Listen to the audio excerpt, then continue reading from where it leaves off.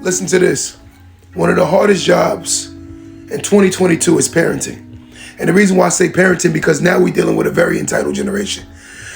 You work hard, you put your children in a better position. How do you still make them hungry because of the fact that you made it easier, thinking that in your mind, if I make it easier, they'll transition and have a head start in the race, but yet and still they still feel entitled. Secondly, how do you talk to a generation of kids who believe that my opinion and my feelings outweigh your experience? This is the conversations we need to have. I'm noticing that this is a very prominent and consistent argument that a lot of parents are having. And it's sad because you try to help them. And it's sad when you look at, I've seen the end of the story already. I already know what the results are going to be. Especially as you age, you tend to get more experience. And as you get more experience, you can kind of like predict things. And it's kind of crazy, but it's called reality.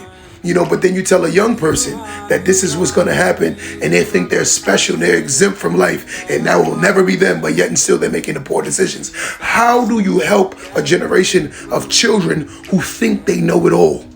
How do you fix what don't think that needs to be fixed? How do you give but not still make them feel entitled? Because you can give a little bit, you can still make them earn, but yet and still they still feel entitled because they live okay. Their lives are better. A lot of the parents that's in this generation definitely, or at least my generation, have worked harder because they've had head starts and they've seen the decisions that their parents made. So now they're trying to make better decisions for their children. That's what I'm seeing now. A lot of us are the first generation to even achieve anything.